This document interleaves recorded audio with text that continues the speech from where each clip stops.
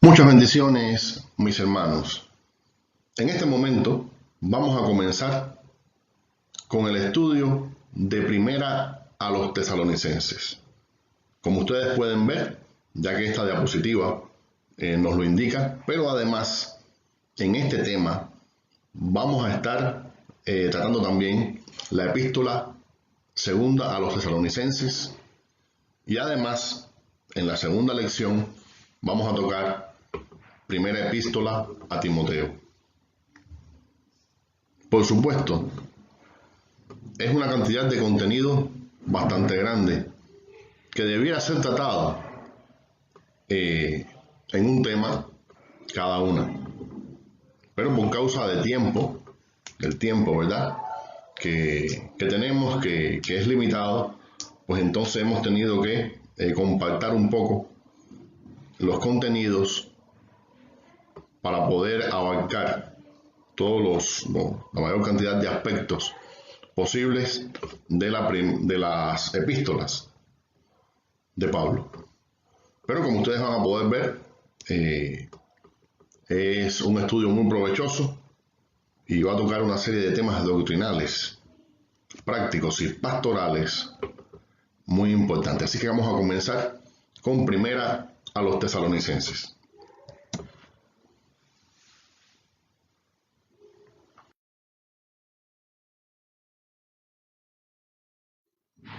Introducción. Tesalónica, localizada en la costa norte del mar Egeo, con el monte Olimpo a la vista. Tesalónica, actual Salónica, estaba estratégicamente situada. En el año 168 a.C. llegó a ser la capital de Macedonia. Cuando el apóstol Pablo la visitó, era una ciudad libre, gobernada por sus propios ciudadanos. Hechos 17:6. Y tenía una población de unos 200.000 habitantes.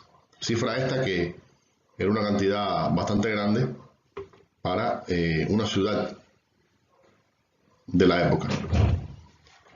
La iglesia de Tesalónica era la segunda que el equipo de Pablo estableció en su primer viaje que lo llevó hasta Europa. La historia de su fundación se relata en Hechos 17, 1-9. Después de ministrar durante 3 días de reposo en la sinagoga, se desarrolló una fuerte oposición. Pero hubo varios que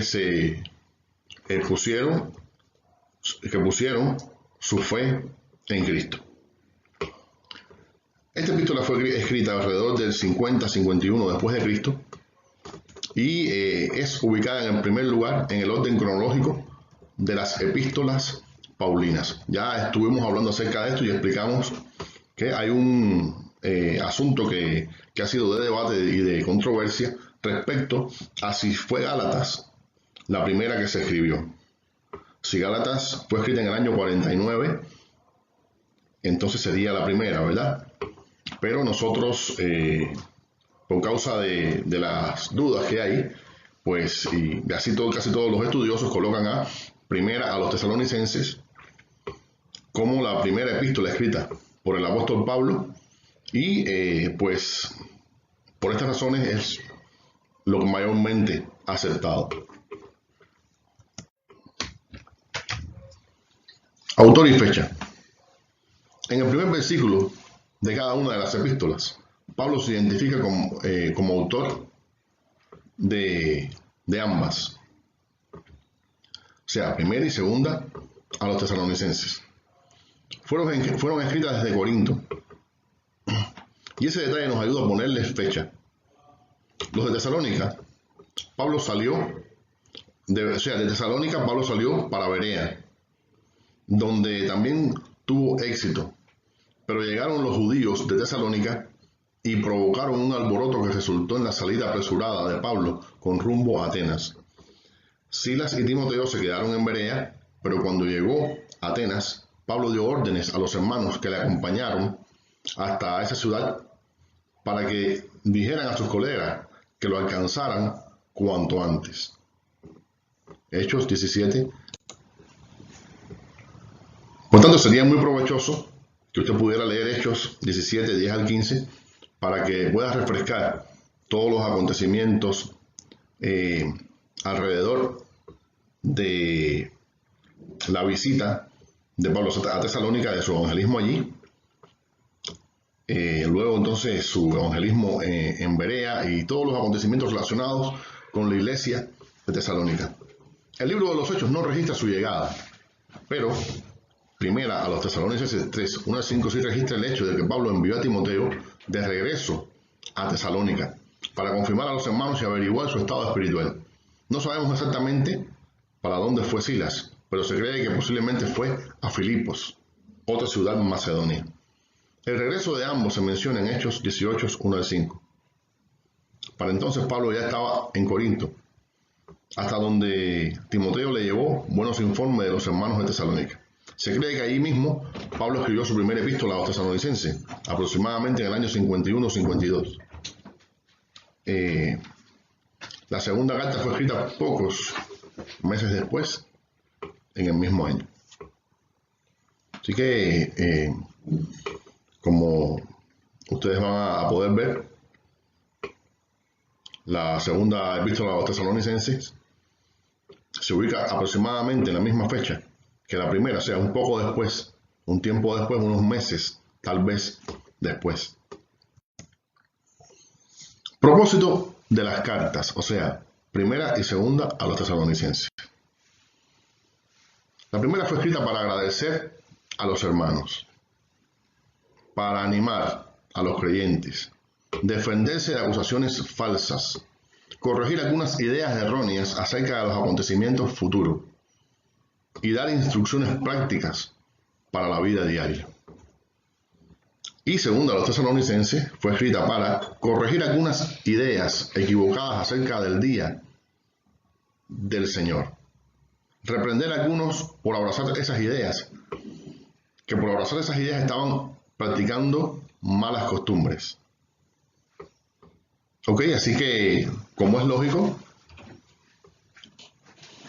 segundo a los tesalonicenses es consecuencia directa de primera a los tesalonicenses.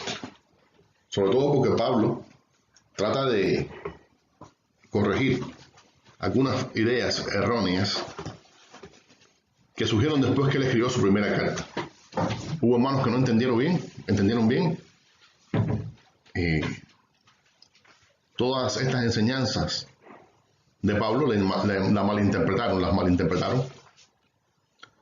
Y por esta razón entonces Pablo tiene que escribir su segunda epístola.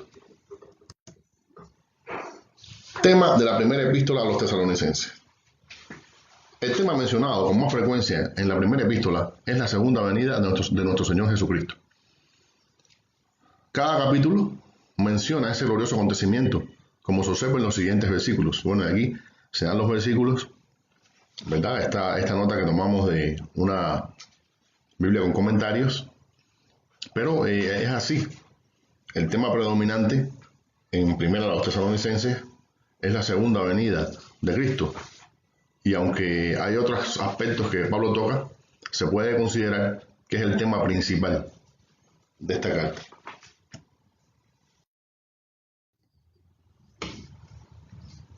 Bien, hermanos, aquí podemos observar la ubicación de la ciudad de Tesalónica,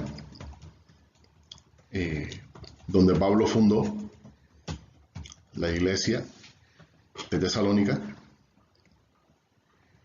Cuando Pablo escribe se encontraba aquí, en Corinto, estaba en sus labores apostólicas evangelizando, enseñando, y entonces Pablo recibe noticias de algunos asuntos que eran de interés en Tesalónica y les envía la carta, les envía su primera carta. Luego vamos a ver que, como ya explicamos, la segunda carta es consecuencia, es secuela de la primera. Pablo todavía se encontraba en Corinto cuando escribe la segunda carta a los tesalonicenses.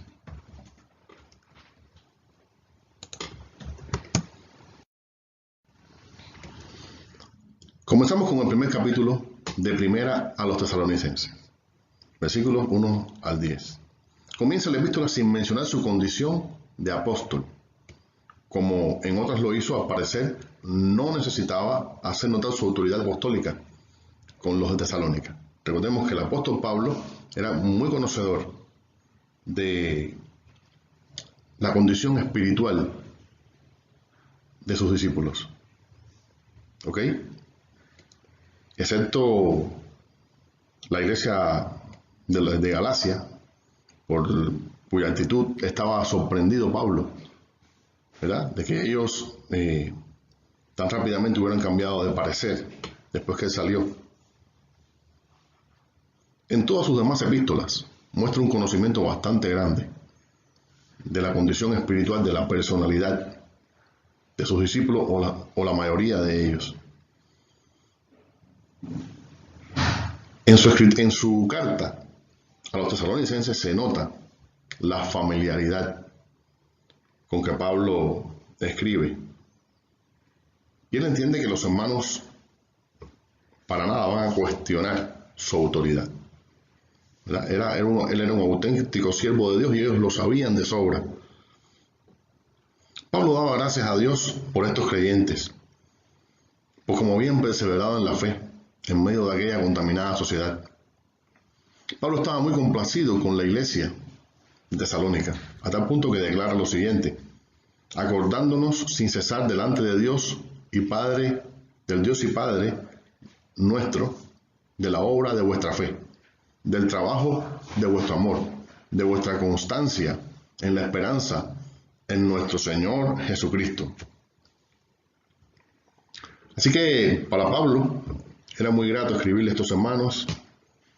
Eran hermanos en su mayoría bastante espirituales, consecuentes con su fe, gente que estaba dando fruto. Así que, pues, es un lenguaje muy familiar que emplea en su epístola y sobre todo, bueno, en la introducción a su carta.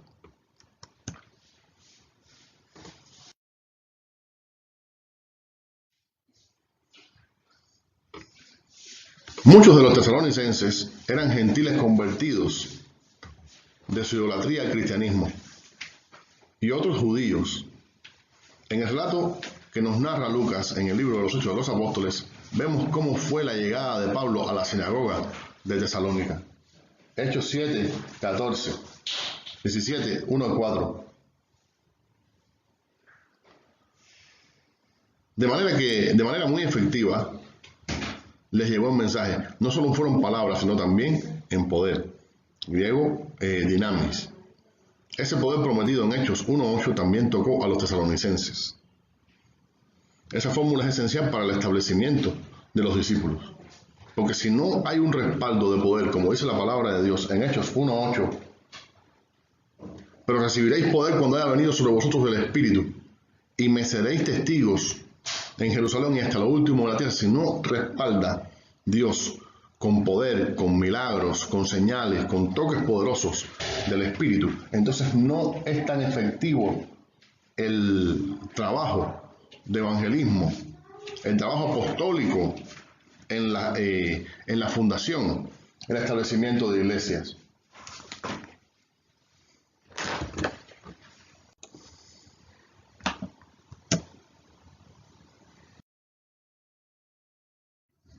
Capítulo 2. En este capítulo encontramos los métodos empleados por el apóstol para comunicarse de manera efectiva con sus ovejas. Pablo se había conducido con integridad todo el tiempo de su ministerio, versículos 1 al 6. Menciona el hecho del privilegio que sentía al ser escogido para el ministerio. En otras ocasiones podemos verle declarando que el Señor le había tenido por fiel, poniéndole en el ministerio. No cabe duda que Pablo consideraba su llamado como un gigantesco privilegio, y por eso él honraba siempre su ministerio y procuraba conducirse conforme a como el Señor le había llamado. Como el Señor le había llamado. Vivía para el agrado de Dios, no de los hombres. Versículos 4 y 5. Siempre honró a los que servían fielmente al Señor y alabó a los que se conducían adecuadamente para con el redil. Nunca se le ve lisonjeando a alguien que no lo mereciera por alcanzar algún beneficio personal. Esto era una regla para el apóstol y también debe serlo para nosotros. Honrar a los que lo merecen. Darle lugar a los líderes fieles. Darle oportunidad a todo el mundo, pero sobre todo a los que son fieles, constantes, leales, a los que viven para el Señor, a los que dan su vida para Dios, a los que se dedican a servir. A estas personas debemos honrarlas en todo momento, no importa cómo sea, ni su condición social ni económica, su posición. Es necesario que nosotros siempre honremos de esta manera y a quien lo merece, ¿verdad? No a aquella persona que en realidad nunca se lo ha ganado.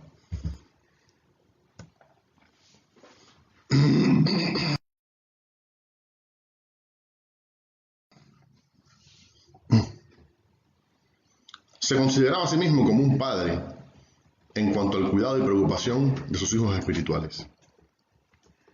Entendía que los nuevos creyentes necesitaban el cariño y el apego y el cuidado de su padre espiritual.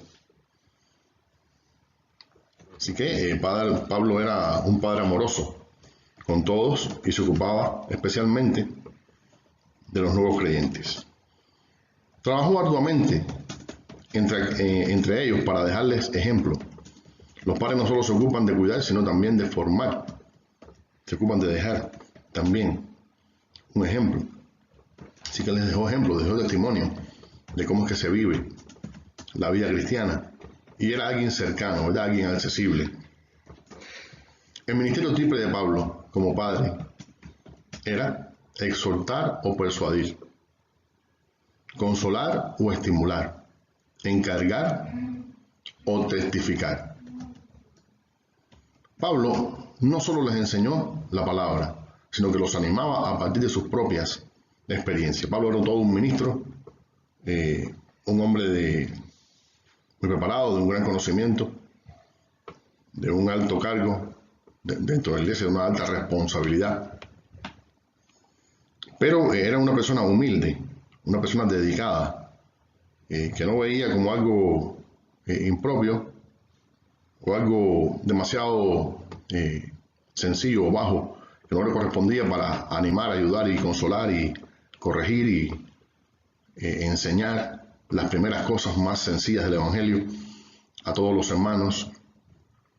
¿Verdad? Estas son las características de un siervo de Dios, así como él lo aprendió de Jesucristo, ¿verdad? Quien vino a enseñarnos, vino a darnos ejemplo, también a morir por nosotros, el Señor, y era capaz de disertar acerca de los temas más profundos, pero también de hablar con sencillez a sus discípulos cuando lo necesitaban, ponerle ejemplos, ilustrarles las verdades, exhortarlos, animarlos, reprenderlos. Aún estando ausente, estaba pendiente de sus discípulos, y la preocupación por ellos era continua. Versículos 17, 19. Mira atención.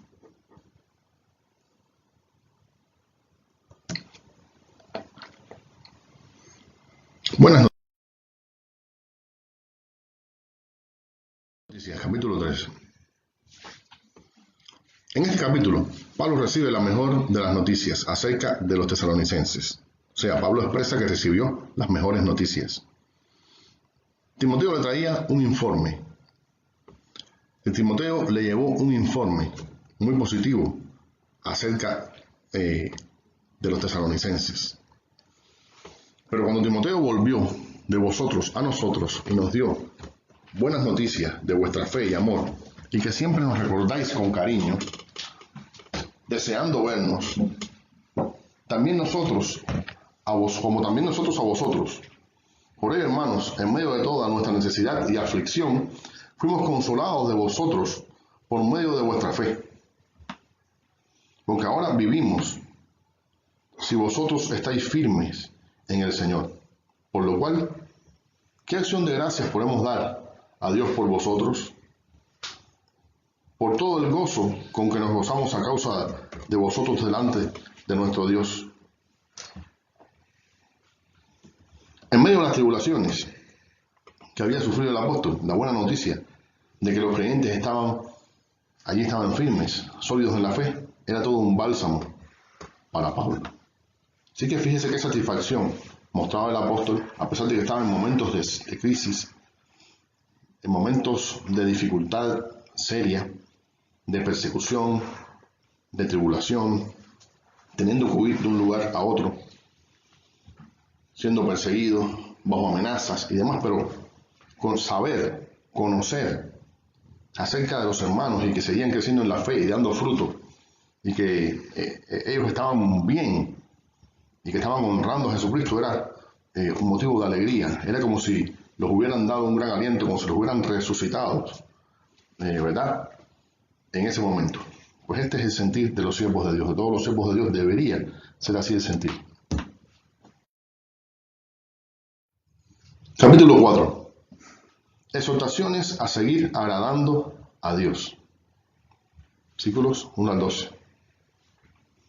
Como ya es habitual en sus escritos, Pablo vuelve a recordarle a sus ovejas la manera correcta de proceder como cristianos. Les anima a estar atentos a las orientaciones que les ha dado y que él ha recibido de parte de nuestro Señor. Les insta a conservar su santificación. Dice que os apartéis de fornicación. ¿Verdad? Es una exhortación, como por supuesto en muchas de las cartas de Pablo, hay una exhortación a vivir para Dios y apartarse del mal. Les anima a la koinonía, a la comunión, a la relación entre ellos. Una relación fraternal, familiar. Les da orientaciones con respecto a las relaciones entre hermanos, respecto al amor fraternal, que sean insistentes y que busquen la paz. Porque dentro de la iglesia necesitamos crear la paz, perdonarnos. Entre nosotros ha surgido algún tipo de dificultad, roce, falta, ¿verdad?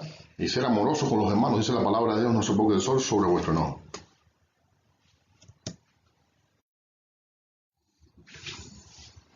El anuncio de la venida del Señor, versículos 3 al 18. La venida del Mesías.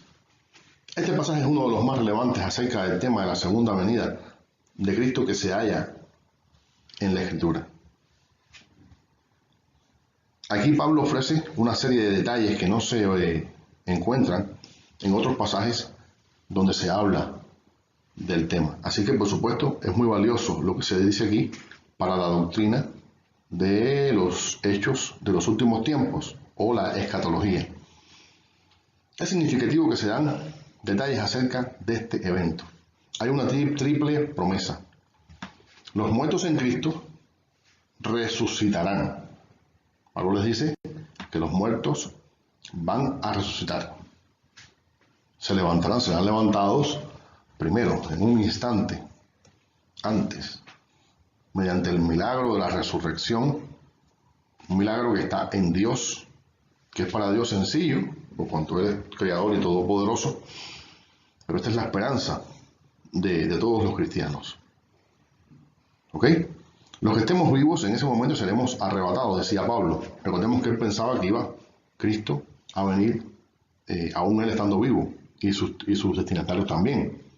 O sea, él pensaba que era posible, porque Jesús no dijo exactamente cuándo llegaría, cuándo regresaría. ¿Ok? El apóstol Pedro, sí, ya al final de su vida, entendió que el Señor retardaba un tanto su venida porque había muchas otras personas que necesitaban ser ganadas para el reino de los cielos, para Cristo, y que estaba completando el número de los salvos, que Dios en su misericordia nos ama, quiere estar con nosotros y no quiere que ninguno se pierda, sino que todos procedan al arrepentimiento. Esto también era una doctrina de Pablo. Él decía que Dios no quería que nadie se perdiera, sino que todos los hombres procedieran al arrepentimiento. Pero así como el apóstol Pablo y sus destinatarios, nosotros debemos estar siempre velando, atentos, porque en cualquier momento puede ocurrir este evento, puede llegar ese día. También dice que estaremos para siempre con el Señor. Porque el anhelo del Señor, según los versículos 16 y 17, es estar con nosotros. Y estaremos para toda la eternidad, ¿verdad? Gozando tremendamente en su presencia, de su persona, del conocimiento de Él, de los beneficios de estar junto al Señor, ¿verdad? Rodeado de su misericordia, rodeados de su recompensa, de su amor. En este pasaje se habla del rapto o arrebatamiento. La palabra rapto no la encontramos en la Biblia, pero sí la palabra arrebatados, para reunirse todos en la segunda venida del Señor. Aparece aquí en Mateo 24, 36 al 44, donde se nos exhorta a estar atentos, donde se nos exhorta a velar, a estar listos, a estar preparados, a no dejar minar nuestra casa, a estar en oración. ¿Ok? Porque en cualquier momento puede ocurrir el rapto de la iglesia, que es la primera fase de la venida del Señor. El Señor viene, ¿ok? Él va a venir en las nubes con gran poder a juzgar a todos los que están en la tierra. Pero 7 años antes ocurrirá el arrebatamiento o rapto de la iglesia, según la palabra de Dios y la doctrina de los eventos del último tiempo, la escatología, que seguramente usted va a tener oportunidad de estudiar en este curso. Creo que en algún nivel superior se enseña, pero en la doctrina pentecostal, en el discipulado, clases de doctrina de cada iglesia, se enseña acerca de los tiempos del fin. Y los muertos en Cristo van a resucitar y serán raptados todos los de su iglesia, y luego comenzará la gran tribulación, 7 años de tribulación en la tierra. Al final de este tiempo entonces vendrá el Señor con gran poder y con gran gloria, y va a recoger a todos los escogidos de Él, tanto los 144,000 judíos como todos los salvos en medio de la tribulación. Él va a venir con todos sus ángeles y con todos los santos de la iglesia que fueron raptados al principio de la tribulación, o en este caso cuando ya va a comenzar la tribulación. Y entonces todos los santos de la tribulación y todos los fallecidos también en la tribulación por el testimonio de Jesucristo, pues los va a juntar con Él, y todo ojo le verá, y va a venir a instaurar el reino milenial. Ok, esta es nuestra esperanza bendita. La esperanza de su advenimiento se constituye en una alegría y satisfacción para todos los que esperan su regreso. Versículo 18. Pablo le llama a este evento la esperanza bienaventurada, dichosa, feliz, y la manifestación gloriosa de nuestro gran Dios y Salvador Jesucristo.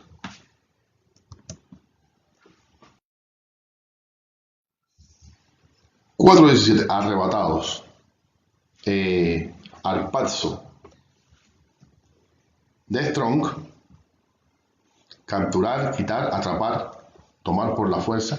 La palabra describe la acción del Espíritu Santo al transferir a Felipe de una localidad a otra. Hechos 8:39, que este es otro uso que se le da en el Nuevo Testamento, que le da Lucas. Y el arrebato de Pablo al paraíso. Segunda a los Corintios 12, 2, 4. Y sugiere la acción de una fuerza repentina, una fuerza muy grande que toma algo y lo traslada de un lugar a otro. Arrebatado juntamente con ellos. Esta expresión es uno de los sólidos apoyos a la doctrina del rapto de la iglesia. Será la partida de este mundo de los creyentes que hayan quedado vivos, siendo arrebatados al cielo con Él.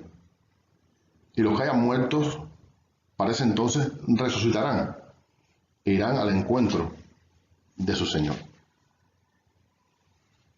Nota, la palabra rapto no aparece en el texto griego. A partir de una palabra latina, en la Vulgata fue que se derivó esta palabra, ¿verdad? Y viene pues precisamente de arrebatar o arrebatamiento, como el Señor va a arrebatar y va a llevar, va a tomar por la fuerza, va a atrapar, va a capturar, que es el significado de la palabra harpazo, para llevarlos consigo, para raptar a la iglesia antes que comience la tribulación, y que marca el inicio de los eventos, llamados eventos del fin, de los eventos, los últimos eventos de la historia de la humanidad. Entonces va a llevarlos a todos con Él al cielo para reunirse con Él en el lugar de su habitación, ¿verdad? Y los santos van a estar durante 7 años junto al Señor en bendición, hasta que el Señor venga al final de la tribulación para establecer el reino milenial y reunir a todos los otros santos que faltan, los santos de la tribulación.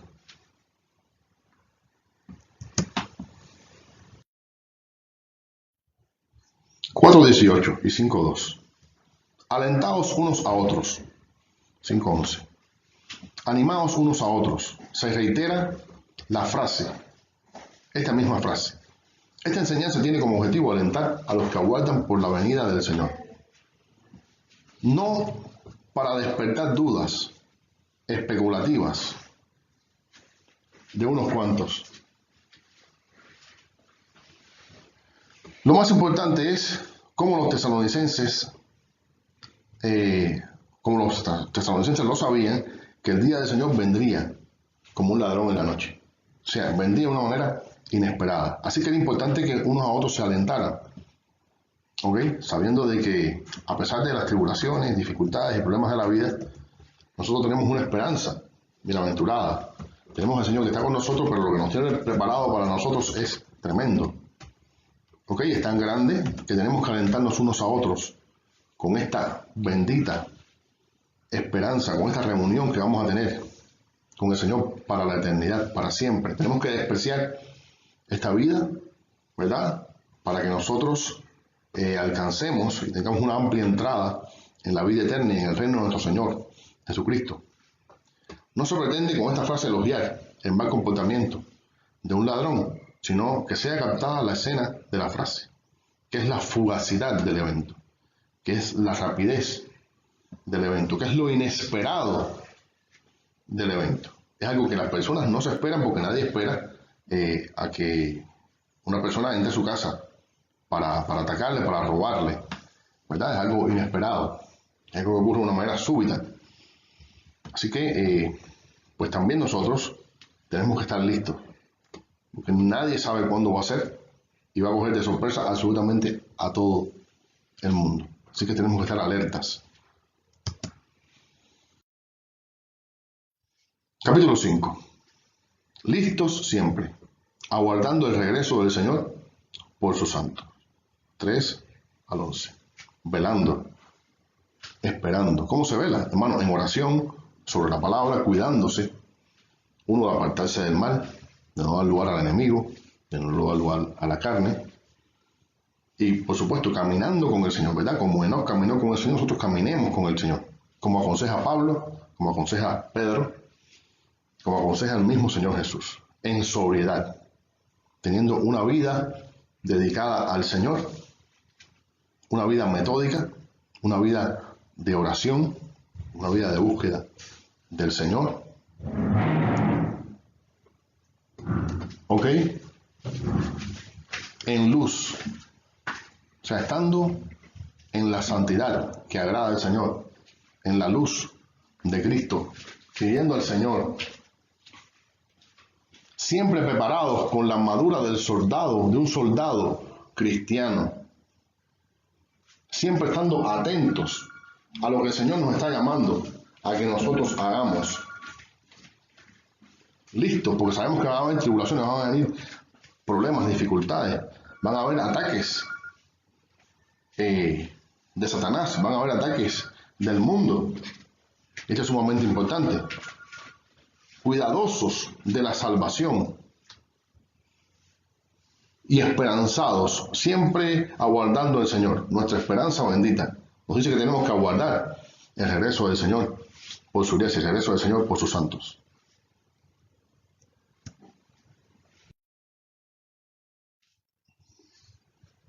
Consejos finales del apóstol a la iglesia. 5:12. Dice que reconozcáis. Pablo les enseña que deben reconocer y honrar el ministerio de los siervos de Dios. Reconocer significa aprender a valorar a una persona. Los verdaderos líderes escasean. Los que desean seguidores solamente son más. Por lo tanto, es importante que la iglesia aprenda a reconocer a sus buenos líderes, les honren, los cuiden a causa de aquel a quien representan. Tenemos que dar reconocimiento a las personas que pastorean, que liderean, que presiden en el Señor. Es bueno, es de Dios, es un consejo bíblico. Nos bendice, anima a los líderes. Es un fruto que da todo cristiano. Así que es importante, que debe dar todo cristiano. Así que es importante que nosotros atendamos estos consejos. También dice, amonestar al ocioso. ¿Ok? Al que está sin trabajar. Es importante que nosotros como cristianos seamos personas productivas y que produzcamos en lo económico, en el área económica, que estemos ocupados, que estemos trabajando. El Señor nos ha llamado a trabajar. Todos tenemos que trabajar y todos tenemos que cumplir nuestras horas de trabajo para poder servir a Dios y servir también a la familia, ¿verdad? Porque cuando nosotros trabajamos, tenemos entonces recursos para poder servir a Dios, colaborar con los pobres y sustentar a la familia, ¿verdad? Sustentar a la familia. No debe estar alguna persona diciendo que, bueno, en realidad no tiene que molestarse en las cosas materiales, en las cosas de trabajo como tal, porque lo suyo es orar, lo suyo es estar esperando la venida del Señor, lo suyo es estar sobre la Biblia, pero esto no es así, esto es andar desveladamente. Entonces dice, amonesten al ocioso. Alentar al de poco ánimo, al que está decaído en el Señor. Debemos exhortar, animar, alentar. Sostener al débil. ¿Ok? Al que está de alguna manera, ha decaído en la fe, quizás está oyendo algún tipo de falsa doctrina, tiene algún tipo de dudas en su vida personal respecto a los planes de Dios para él, respecto a la veracidad de la palabra de Dios para él. Ser pacientes. O sea, que es una virtud que es fundamental. La paciencia en el cristiano. Tenemos que ser pacientes. Porque hay tantas cosas en la vida cristiana que pueden hacernos perder la paciencia y desvirtuarnos de este llamado que el Señor nos hace, de que le esperemos, que Él está a las puertas, en cualquier momento llega. ¿Ok? Y sea que vivamos o que muramos, entonces estemos esperando continuamente al Señor. Pues tampoco sabemos cuándo nos sorprenderá la muerte. Pero tenemos que ser pacientes para poder crecer espiritualmente y para poder honrar a Dios, porque tenemos que ser pacientes respecto a los tratos de Dios. Hay quien se desespera porque Dios no le contesta, porque está pasando una prueba y no sale de la prueba, y porque quizás en algún aspecto no ha podido vencer aún, porque hay cosas que lo sacan de quicio. Bueno, tenemos que aprender a ser pacientes, a descansar en el Señor. Es difícil, pero el Señor nos ayuda. Ser benignos, ser buenos unos con otros, llenos de gozo, buscar el gozo del Señor, perseverar en la oración, ¿verdad? Que es uno de los temas que Pablo reitera y que son fundamentales para la vida espiritual. Y ser agradecidos, cultivar el agradecimiento. Así que fíjense en toda esta serie de consejos finales que el apóstol Pablo da a sus siervos. No cabe duda que la epístola a los tesalonicenses es una epístola llena de gozo, ¿verdad? En el que puede experimentar uno una verdadera alegría de la relación entre padre espiritual, hijos espirituales. Y cómo de manera muy natural el apóstol aconseja y amonesta.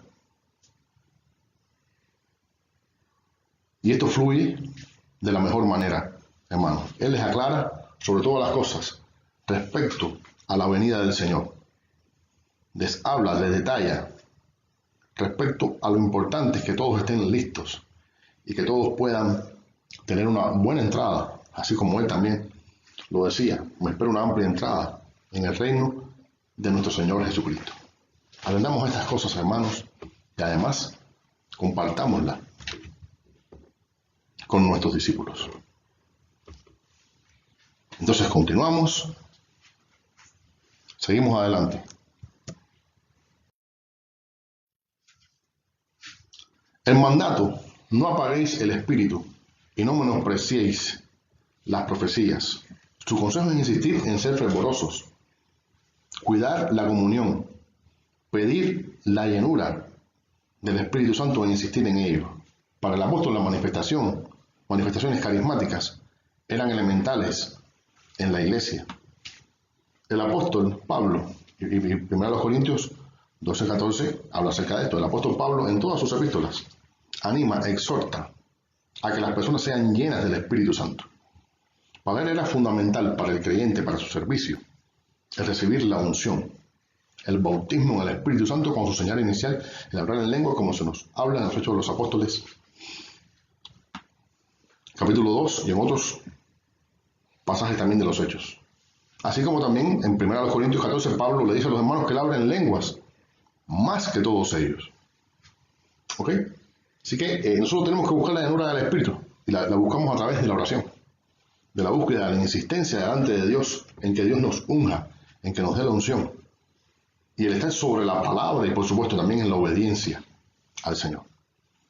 No apaguen el Espíritu. Cuando nosotros desobedecemos el llamado de Dios, apagamos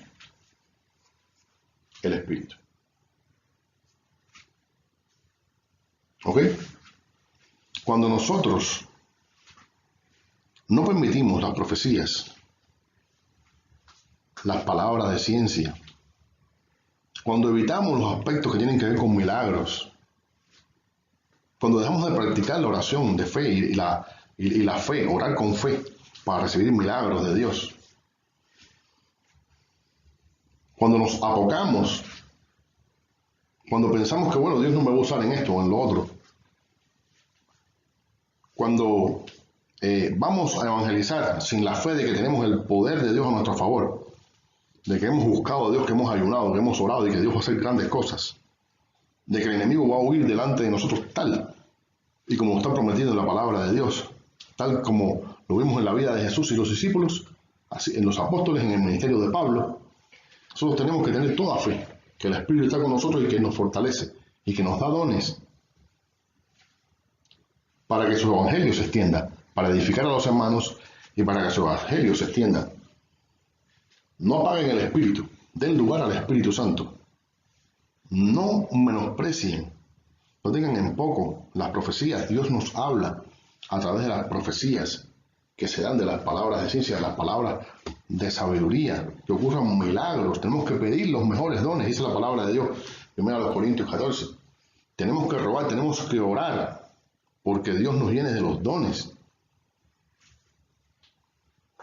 Que seamos iglesias verdaderamente llenas del carisma, de los dones de Dios, iglesias pentecostales en el sentido de la unción y el fuego del Espíritu obrando en nuestras iglesias, en nuestras vidas, en nuestros corazones. Su iglesia también, tal vez, no digo que sea así, está un poco floja en este aspecto, está un poco falta de avivamiento. Hermano, tírese a buscar de Dios, porque por usted va a comenzar el gran avivamiento. Tenga fe en el Señor, Dios no hace falta mucho para hacer mucho. ¿Ok? Solamente pongámonos en las manos de Dios y clamemos a Él continuamente, con todo fervor, y Él va a ungir nuestras manos, y va a llenar nuestras manos del poder, porque Él nos da su espíritu por medida. ¿Ok? Y si lo rogamos de día y noche, entonces el Señor va a llenarnos con el Espíritu Santo.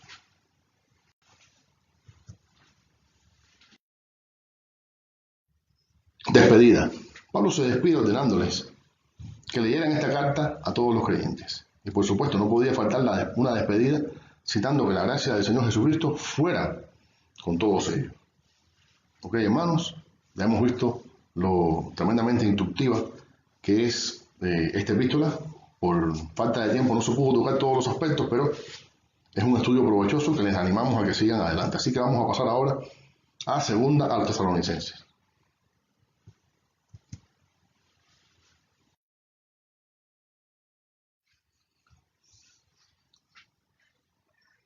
Bueno, en las dos epístolas a los Tesalonicenses podemos encontrar un lenguaje parecido. Por eso es que algunos piensan que hubo poco tiempo de diferencia entre un escrito y otro. Ya hablamos que, segundo a los Corintios, vino como consecuencia de las dudas que surgieron en cuanto a primera a los Tesalonicenses. Trasfondo histórico. En nuestro estudio de la primera carta, Pablo envió a los Tesalonicenses. Nos fijamos que él quería completar lo que faltaba a la fe de los hermanos de Tesalónica. Por eso trató temas prácticos y escatológicos, incluyendo el día del Señor. Pero es evidente que sus palabras fueron malentendidas e interpretadas de forma incorrecta. Les dijo que Cristo nos libra de la ira venidera y que no nos ha puesto Dios para ira. Pero según parece, a los tesalonicenses esas palabras no iban de acuerdo con su experiencia porque estaban pasando por enormes persecuciones, que probablemente ellos atribuían una manifestación de la ira de Dios. Por otro lado, algunos pensaban que el fin del mundo se acercaba y por eso habían dejado de trabajar. Esa ociosidad creaba inquietud entre los hermanos y era un mal testimonio delante de los creyentes. Propósito. Pablo escribió la segunda epístola para dar ánimo a los creyentes tesalonicenses mientras sufrían las persecuciones, para enderezar sus conceptos acerca del día del Señor y para corregir el problema de la ociosidad. Todos relacionados con el asunto de la venida del Señor y eran una reacción de los tesalonicenses a la primera epístola de Pablo. O sea, en parte era una reacción de los tesalonicenses a su primera epístola.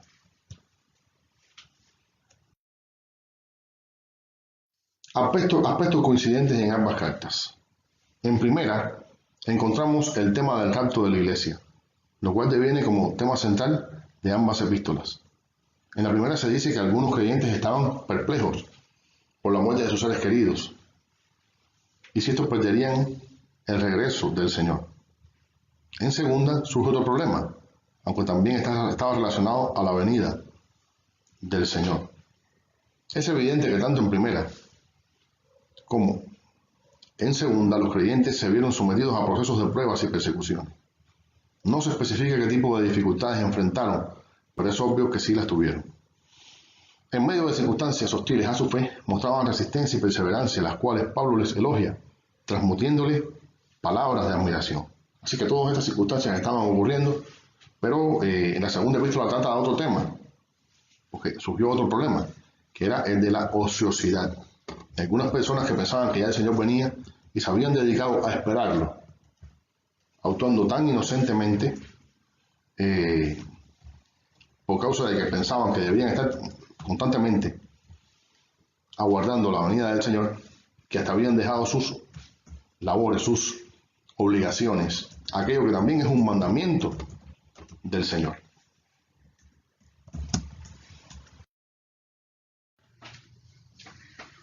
Después de los saludos, el apóstol pasa directamente a hablarles de doctrina. Sea cual fuera la distorsionada tendencia de interpretar equivocadamente la doctrina del rapto de la iglesia, Pablo se apresuró por escrito para que nada ni nadie moviera de la verdad a los hermanos. Y bueno, comienza a hablar de doctrina, específicamente de las consecuencias de la venida del Señor. Para los justos es el ser tenidos por dignos. Los tesalonicenses estaban resistiendo en medio de tribulación, pero advierte el apóstol, un día los que sufren recibirán consolación total. Y los injustos recibirán su castigo. Ellos estaban siendo tribulados, estaban en persecución, en problemas. Pero este sufrimiento es parte de la vida cristiana. Es normal. Es una de las razones para esperar la venida del Señor, precisamente. Pero los que sufren van a recibir recompensa y consuelo de parte de Dios.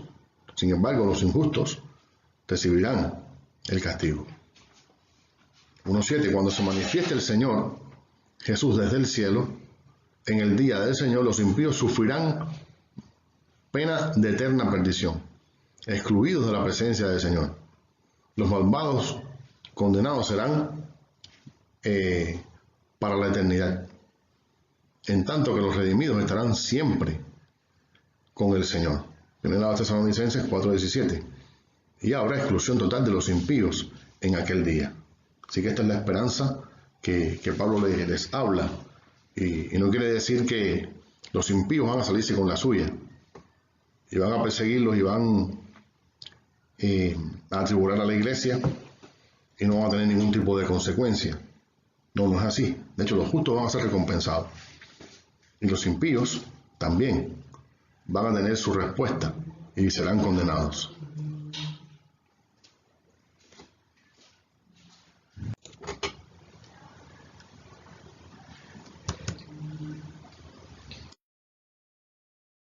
Capítulo 2.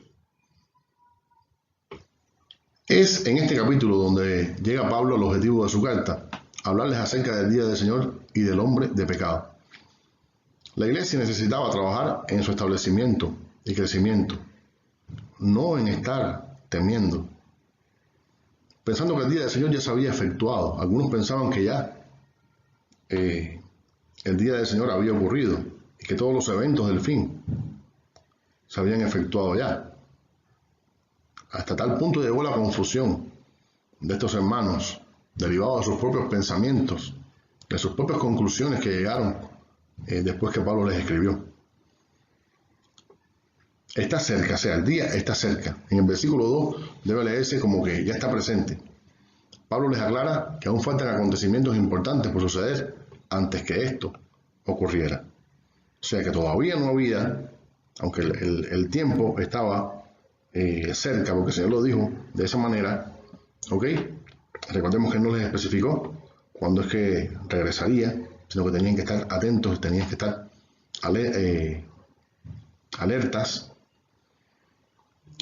y que su venida era algo seguro, era una promesa, una profecía, que era algo seguro que iba a ocurrir, que lo iba a hacer en el tiempo de Dios.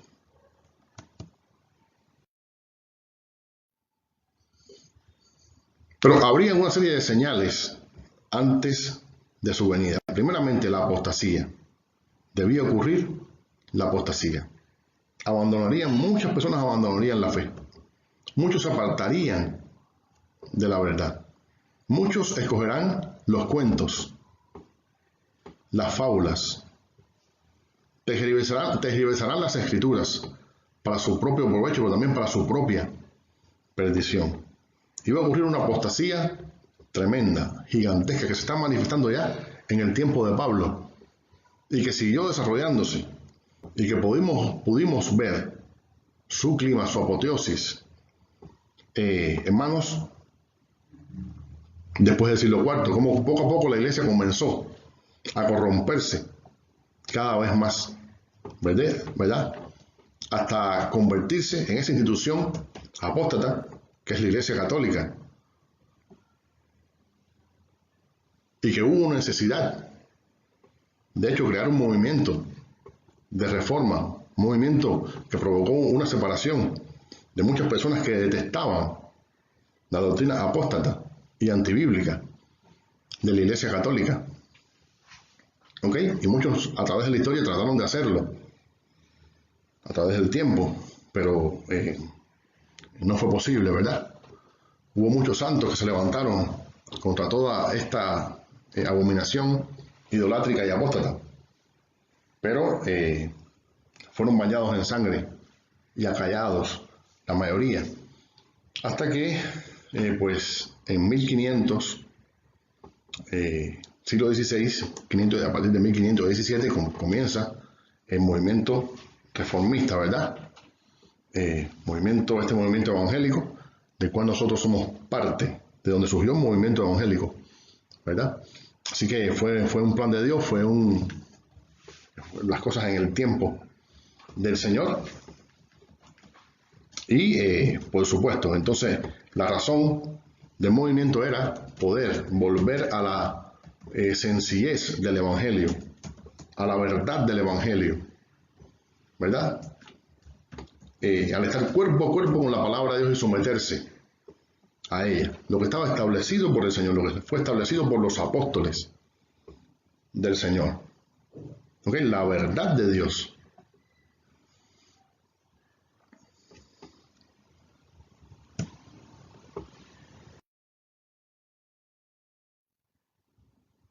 Hombre de pecado, el hijo de perdición. También Pablo dice que debe venir el hombre de pecado, que debe venir el hijo de perdición.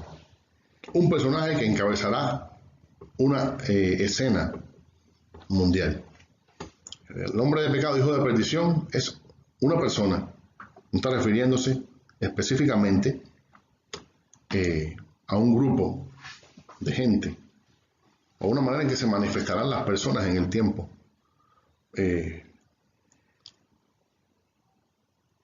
Futuro, de ahí en adelante. No. Lo que está hablando acerca es un personaje específico que va a oponerse a Jesucristo, que también es llamado el anticristo en Apocalipsis, y que también el apóstol Pedro y el apóstol Juan mencionan en sus escritos. Contrastes entre la persona de Cristo y la de este hombre. Hombre de pecado, hijo de perdición, mentiroso, anticristo, en contra de Dios y de su Hijo. Todo diametralmente opuesto a lo que es el Señor Jesucristo. El anticristo estará obrando según la voluntad de Satanás en este tiempo del cual se habla en estos versículos 9 y 10. Con este personaje, que es un personaje futuro, debo decir, con este personaje de maldad, Satanás hará que se produzcan engañosas señales y prodigios mentirosos. No todo milagro viene de Dios. Es necesario que examinemos y juzguemos el carácter cristiano de la persona que ejecuta el milagro.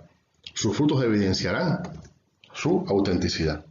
Por supuesto, hay muchos anticristos que han surgido por el mundo, muchas falsas doctrinas, muchas falsas enseñanzas, mucha gente mentirosa, muchos creadores de milagros diabólicos, milagros hechos por Satanás, por sus ángeles, ¿verdad? Por sus demonios. Y todos estos son manifestaciones parciales de la tremenda apostasía que traerá y la tremenda maldad que traerá el tiempo en que se manifieste este personaje, a través del cual Satanás obrará y realizará grandes señales y prodigios y procurará que la humanidad le adore y que de la humanidad completa le rinda culto. Será un farsante, imitará los poderes de Cristo y logrará que el mundo lo acepte y lo adore como si fuera el Señor, como si fuera Dios, como si fuera el Cristo. Engañará a todos los que aparentan ser verdaderos cristianos, pero no lo son. Pero los genuinos, después del rapto, no los podrá engañar. O sea, los creyentes serán raptados y aquellos que sigan al Señor aún en medio de la tribulación van a resistir la obra engañadora del anticristo. No se van a someter a sus exigencias, a sus designios.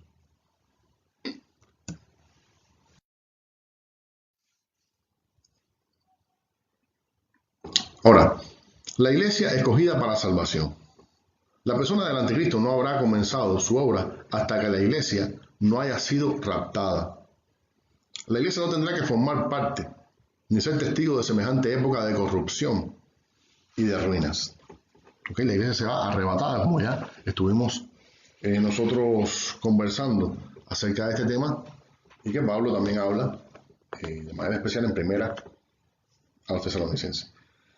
Pablo les anima a que sigan santificándose, a retener la sana doctrina y a esperar la manifestación gloriosa de nuestro Señor Jesucristo. Capítulo 3. La verdad de la venida de Cristo debería influenciar de tal manera la vida espiritual de los creyentes que estos se santifiquen y se preparen cada vez más para la misma, para la venida, para la llegada del Señor Jesucristo. No obstante, los de Tesalónica se habían excedido en la espera de este evento de manera literal y habían descuidado algunas cosas elementales. Pablo les exhorta a la oración y a la paciencia, que Jesús nos llamó a orar, a ser metódicos en la oración, a ser apasionados en la oración y a que esperaran al Señor, pero con paciencia, no contando los días y pensando, bueno, es que no acaba de venir. No, esto tiene que ver con la voluntad de Dios. Así que cada cristiano debe buscar al Señor y tener paciencia hasta su venida. Les exhorta a erradicar la ociosidad. Algunos estaban considerando innecesario e inapropiado involucrarse en cuestiones laborales debido al inminente regreso del Señor Jesucristo. Pablo corrige esto. Indica, el que no trabaje, que no coma. ¿Verdad? Porque el que no produce y tiene posibilidad de hacerlo, no merece el pan que come. Le reprende por la ociosidad. Dice que es un deber cristiano el trabajar. Cuando trabajamos, entonces nosotros podemos sostener a nuestra familia, nuestra propia vida, compartir con los pobres y dar para la obra de Dios, para la extensión de la obra de Dios. Les llama al orden y a la disciplina en cuanto a sus procederes respecto a este tema. Así que está bien establecido que Pablo les dice que el trabajo es un deber cristiano y que todo siervo de Dios, todo hijo de Dios debe trabajar de manera reposada, por supuesto, de manera que le dé el tiempo al Señor, pero tiene el deber de trabajar físicamente y de producir económicamente. Palabras finales del apóstol en esta epístola. Su escrito estaba acreditado por él mismo. Versículo 17. Ellos lo conocían bien y sabían que le estaba dando consejos del Señor, del mismo Señor. Y termina con la misma frase con que concluyó la primera epístola. A esta misma congregación, un deseo de gracia sobre ellos, versículo 18. La gracia del Señor Jesucristo sea sobre todos vosotros. El favor inmerecido, los está bendiciendo. El favor tremendo, el favor de Dios. Ellos estaban en tribulaciones, estaban siendo perseguidos, estaban en problemas por su fe. Tenían un montón, una serie de dudas en sus corazones. Pablo les aclaró muchas de ellas. Eran creyentes en quienes estaba siendo Cristo formado. No eran creyentes maduros como Pablo, como Timoteo, como otros discípulos. Ellos estaban comenzando. Y él les desea que la gracia de Dios los forme, esté sobre ellos, les llene. Qué importante es que nosotros también nos ocupemos de esta manera de los nuevos discípulos.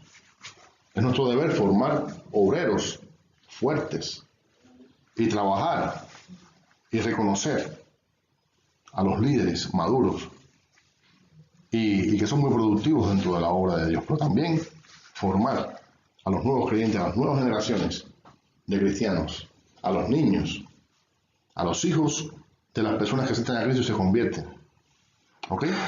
Y esto todo pues redundará en honra para el Señor Jesucristo, para el alcance de las personas que no tienen al Señor. Así que llevemos esto a cabo con todo amor, con toda dedicación, como para el Señor. Y hermano, les deseo que la gracia, sin ser yo Pablo, pero siendo su hermano en Cristo, que la gracia del Señor sea sobre todos ustedes. Y ahora vamos a continuar con la primera epístola de Pablo a Timoteo.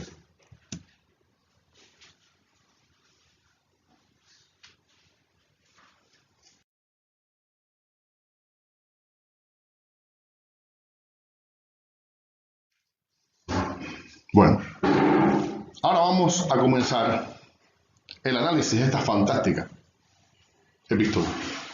Una epístola de liderazgo. Una epístola al liderazgo, para el liderazgo de la iglesia, porque Pablo se le escribe a su tremendo colaborador, a su eficiente discípulo, a su eficaz hijo y obrero Timoteo. Pablo tenía que darle un montón de consejos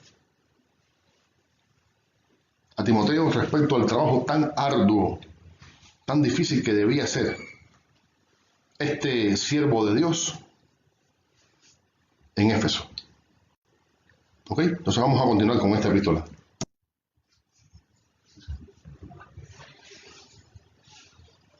Bien. Aquí vamos a recordar, ya lo vimos en la iglesia, en la epístola a la iglesia de Éfeso,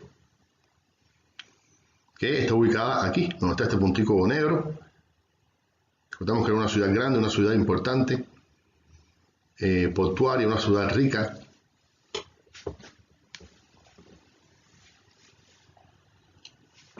Y el apóstol pues dirige su epístola a estos hermanos. Y recordemos que Pablo había trabajado durante mucho tiempo estuvo trabajando en Éfeso. No obstante, comenzaron a surgir una gran cantidad de problemas, de falsas doctrinas, de descuidos espirituales, de pecados en medio de ellos.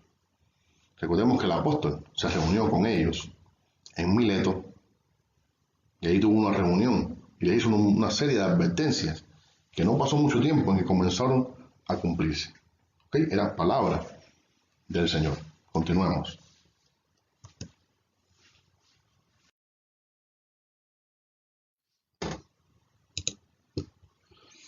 Bueno, vamos a ver los aspectos introductorios.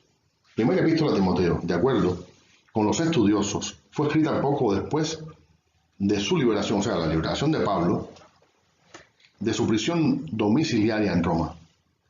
Según se cree, 62-63 después de Cristo. No mucho tiempo después de salir Pablo de Éfeso. Viajó a Éfeso y después Pablo salió de Éfeso para Macedonia. O sea, él fue liberado y viajó a Éfeso. Luego salió para Macedonia, ¿verdad? Capítulo 1-3. Timoteo estaba en Éfeso, donde lo dejara el apóstol frente a la iglesia. Probablemente escribió la carta alrededor del año 63-64 después de Cristo. Así que Pablo deja establecido a Timoteo en Éfeso, tiene que viajar a Macedonia para continuar con la obra, pero sabe que hay un montón de cosas que corregir en esta ciudad y en sus alrededores, ¿verdad? En las iglesias que había fundado, porque habían surgido muchos problemas, líderes que estaban en pecado, personas que estaban haciendo cosas mal, falsas doctrinas. Así que todo esto debía ser corregido. Y para esto el Señor, y también el apóstol Pablo, contaba con su hijo Timoteo.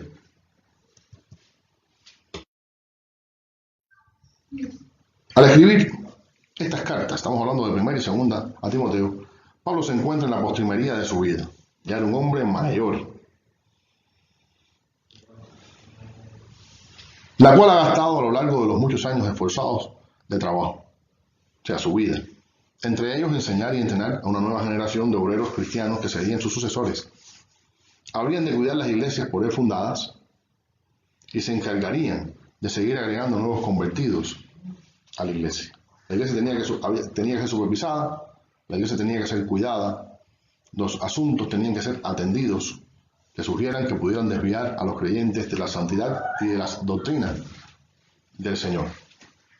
El versículo clave del libro es: ten cuidado de ti mismo y de la doctrina, y también de los que te oyeren.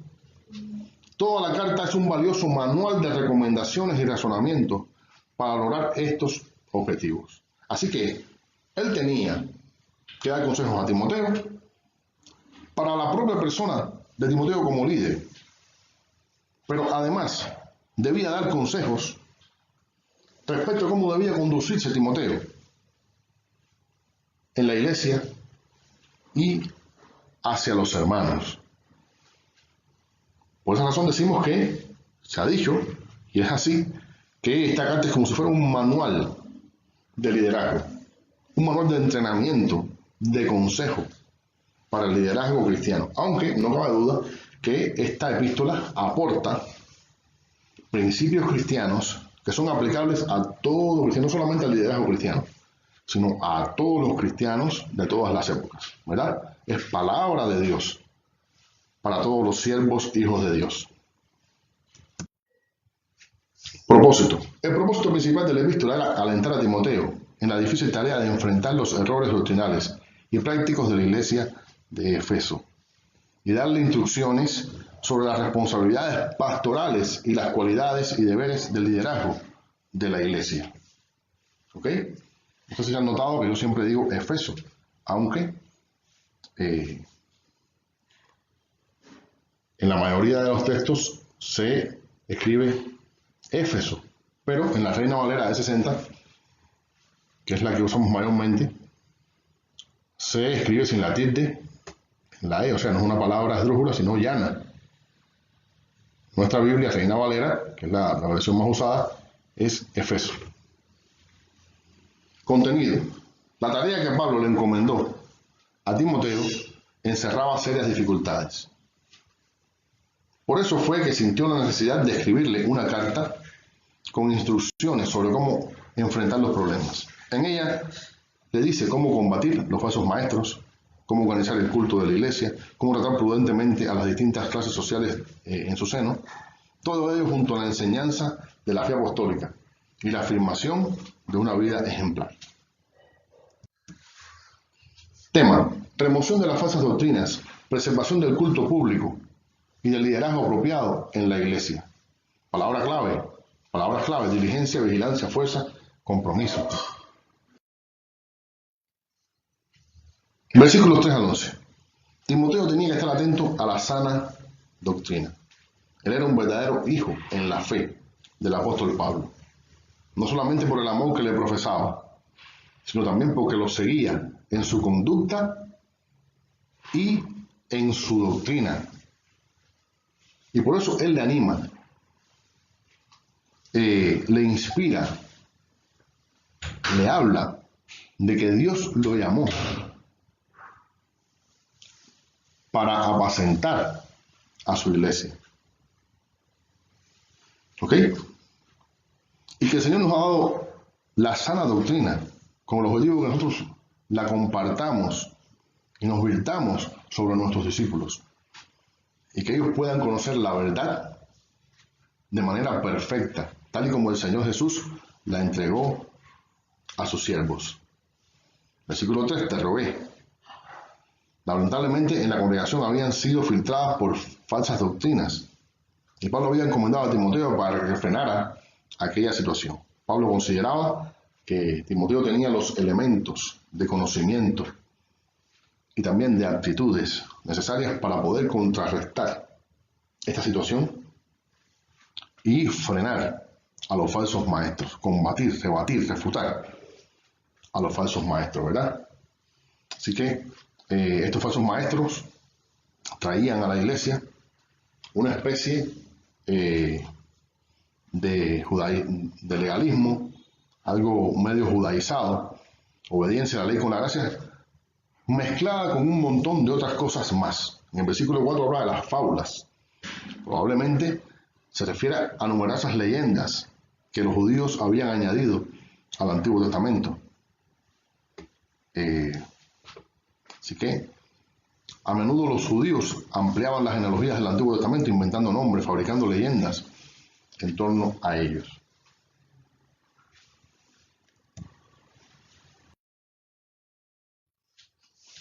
Vana palabrería. Bueno, ahí está la palabra griega que es un poco difícil de pronunciar, pero es matailogia. Una combinación de mataios, vano, y logos, palabra. La palabra indica un hablar fútil, sin valor alguno, vacío, charlatanería, sin significado, parloteo ocioso. Aquí la palabra describe a quienes suponen ser maestros, les gusta oírse a sí mismos hablar, pero no tienen nada sustancioso que decir. Reconoce que la ley es para instruir y juzgar a los pecadores, no para traer condenación a los justos. Pablo en ningún momento abolió la ley, sino que enseñó en sus epístolas que eran necesarias para mostrarle al hombre su pecado y su necesidad de un Salvador, pero que hasta que llegó el Señor Jesús, el Mesías, fue necesaria. Una vez que Él la cumplió y murió y la abrogó, entonces la ley dejó de ser necesaria para los verdaderos creyentes. Pablo da una disertación general acerca de todo lo que se oponga a la ley moral de Dios. Todo en cuanto se oponga a la sana doctrina.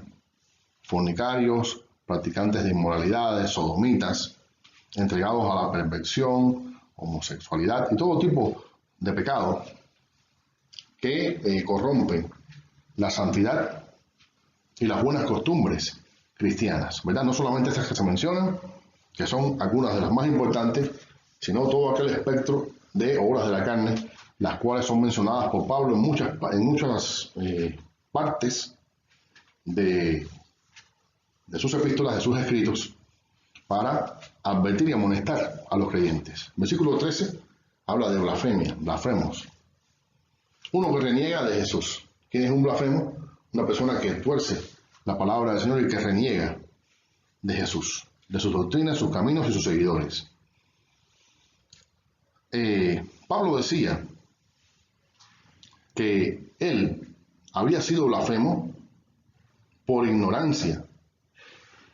Anteriormente, antes de ser cristiano, él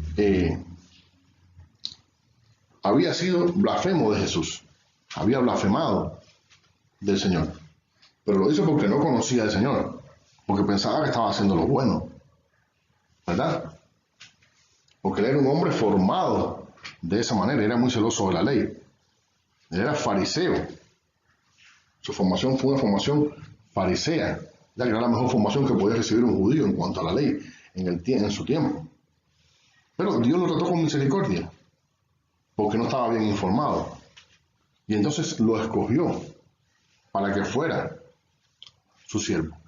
Esto lo hizo Dios mientras Pablo estaba bajo la ley, viviendo como judío.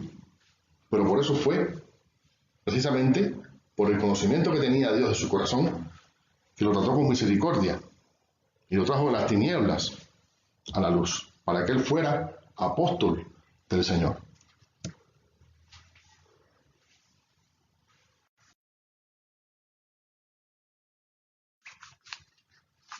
Uno 14. La gracia de nuestro Señor Jesucristo fue más abundante. El original griego es enfático. La gracia de Dios superabundó para Pablo.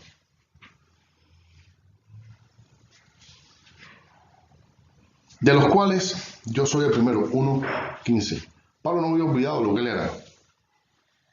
Él considera que era el primero de los pecadores. ¿Por qué? Porque él fue perseguidor de la iglesia.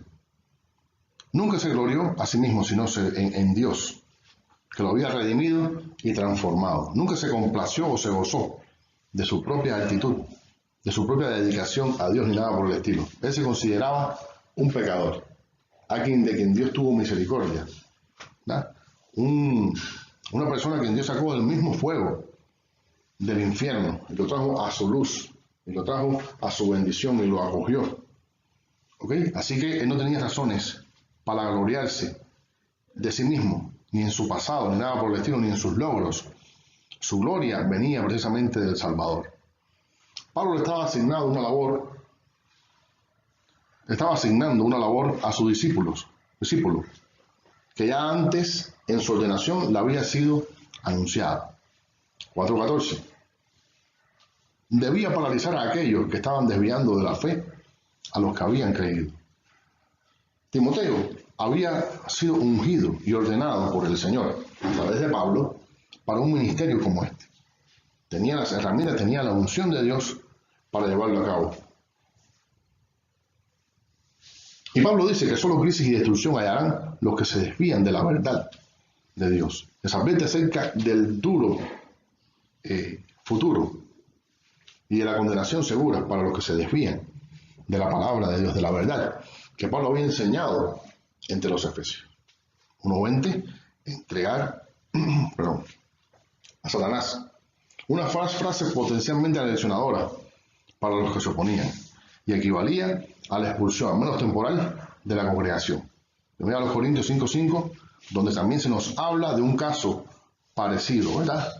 Cuando Pablo habla acerca de entregar a Satanás, los entregué a Satanás para que aprendan a no blasfemar. Los entregué a Satanás. Tiene que ver con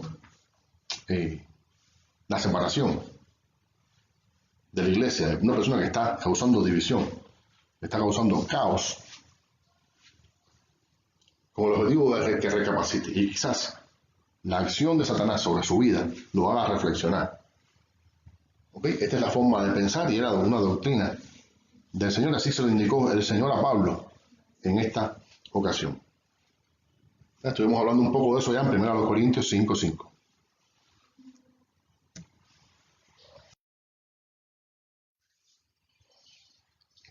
Capítulo 2. Instrucciones de Pablo a Timoteo. Número 1. La oración. Versículos del 1 al 8. Oración por los hombres, por los gobernantes y por toda la humanidad. Pablo decía que hay que orar por todos los hombres, por todos y cada uno de los hombres, por los gobernantes, por los que están en eminencia y por la humanidad completa. Ya en Romanos capítulo 13 estuvimos compartiendo acerca de la importancia de orar por los gobernantes, ¿verdad? ¿Y cuál debe ser la posición del cristiano respecto a los gobernantes? Pero hay que orar también por toda la humanidad. Se debe orar por todos los hombres, versículos 1 y 2, porque la salvación tiene la mira a todos. Dios no quiere que ninguno se pierda. Él quiere que todos sean salvos, sin consideración de rango, posición, raza, nacionalidad. ¿Ok? Quiere que todos los hombres sean salvos y vengan al arrepentimiento. Todos y cada uno de los seres humanos. También les dice que hay solamente un Dios y un solo mediador entre Dios y los hombres. Versículo 5. La salvación es para todos y la salvación es a través de Jesucristo. Entonces debe orar por todos los seres humanos. No hay ningún otro mediador entre Dios y los hombres. Todos deben tomar el camino de Cristo y se debe orar por ellos para que Dios les ilumine en este sentido. Hay solo un rescate para todos, el cual se dio a sí mismo el rescate por todos. Es Jesucristo. Es el único bote de salvación, el único camino hacia Dios. Un solo mediador, Jesucristo. Hay que acercarse a Dios por medio de Jesucristo. Hebreos 7:25. Confiando en su muerte expiatoria para cubrir los pecados. Este debe ser nuestro mensaje y debe ser nuestra razón para llevar el Evangelio a todos los que no lo conocen y para ir mucho más allá y seguir evangelizando en cada ciudad, en cada pueblo, en cada país, en otros países, en los países de nuestro propio idioma, en los países de una cultura similar, en los países donde hay idiomas diferentes y donde hay costumbres totalmente opuestas a las que nosotros tenemos en muchos casos. Este es el llamado de nuestro Señor. Que todos los hombres oren en todo lugar levantando manos santas. En los cultos de adoración, la Iglesia del Nuevo Testamento, parece que era costumbre que los adoradores oraran en voz alta. Y para que fuera aceptable, los hombres que oraban debían llevar una vida recta y santa, levantando manos santas. Una de las labores que debía realizar Timoteo en las iglesias era procurar disciplinar a los que estaban andando incorrectamente y los que estaban llevando vidas de pecados llamándose cristianos. ¿Ok? De manera que se tenían que separar a algunos que fueran impenitentes y desobedientes y continuaron marcando el testimonio de la iglesia, pues debía hacerlo.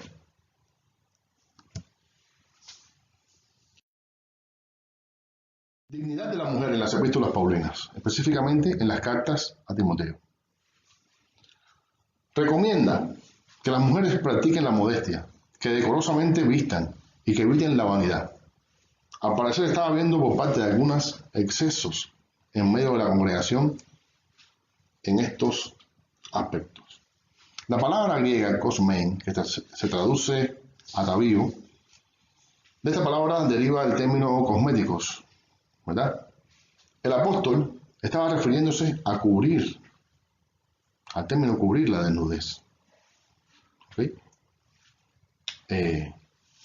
Ninguna ropa que transparentara o descubriera la desnudez era apropiada.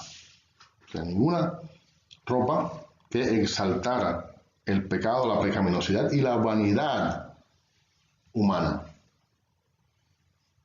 ¿Ok? El atavío de las mujeres debía ser decoroso, que no mostrara indebidamente su cuerpo. En ningún momento leemos que el apóstol prohibiera a la mujer que se arreglara y dejara de vestirse de una manera linda, ¿no? Lindamente, como ha sucedido con muchas mujeres a lo largo de la historia. Tampoco hay base bíblica para tales prohibiciones. ¿Okay? No quiere decir que no podían embellecerse y nada por el estilo, sino que debían ser modestas en sus costumbres y en su manera de vestir. Debía ser una manera de vestir santa, respetuosa, que adorne el Evangelio. Así debe ser el espíritu de las mujeres cristianas, las mujeres a quien Cristo ha redimido. Una conducta santa. Que la mujer aprenda en silencio no anula para nada el ministerio de la misma dentro del cuerpo de Cristo, sino que está apelando al término de sujeción y respeto al orden de autoridad establecido por Dios. O sea, la mujer le debe respeto a su esposo. Pablo reconoció en muchas de sus epístolas a las mujeres en sus funciones dentro del ministerio. Por lo tanto, este es un pasaje, no es un pasaje para quitarle lugar a la mujer dentro de las funciones ministeriales. Las cuestiones culturales y sociales del momento son decisivas para interpretar pasajes como estos y tomarlos como normativos. ¿Ok? Aquí estamos viendo, como en 1 Corintios, un problema cultural propios de las culturas griegas. ¿Ok? Propio de la cultura griega. Eran culturas griegas. Y por tanto, tenían una base similar. No eran iguales exactamente, pero tenían una base similar. Y estaba mal que una mujer tomara dominio sobre el hombre en estas culturas. Por tanto, era un mal testimonio dentro de la iglesia si esto ocurría de esta manera. Así que en este contexto cultural la mujer debía aprender en silencio, debía preguntar a su esposo, debía pedir permiso para poder hablar y compartir. Pero no quiere decir que estuviera anulada, porque precisamente en 1 Corintios se nos habla que la mujer profetiza y profetiza en público. Pero lo importante es que tenía que estar sujeta a su esposo, ser santa, ser respetuosa, comportarse santamente y uno de los aspectos era también vestir apropiadamente y jamás irrespetar el orden establecido por el Señor.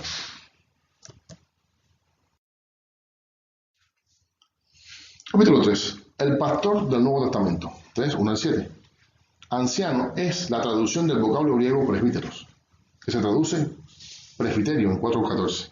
La palabra simplemente significa una persona mayor, una persona madura, más madura. Los ancianos judíos eran los adultos dirigentes, reconocidos por su madurez.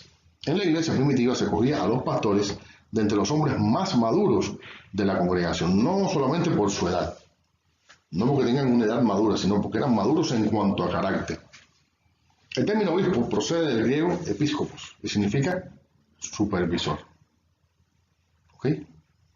La persona que se encarga de colaborar, supervisando, enseñando, ayudando, orientando la vida de la iglesia. Pastor local.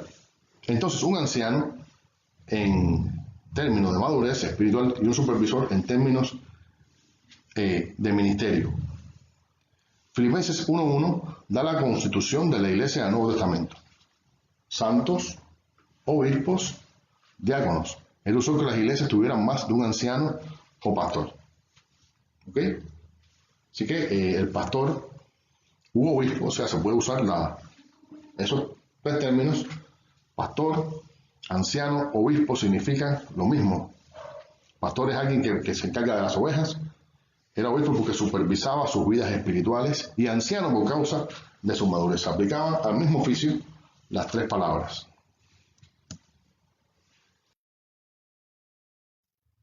Requisitos como persona: que sea irreprensible, que no se le pueda reprender, que no haya ninguna razón por la cual se le pueda achacar algún tipo de pecado.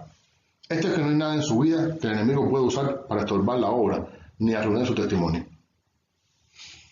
Puesto que el libertinaje moral era un serio problema en esos días, se exigía que el pastor tuviera solamente una esposa, o sea, que no hubiera cuestionamiento respecto a sus normas en el matrimonio.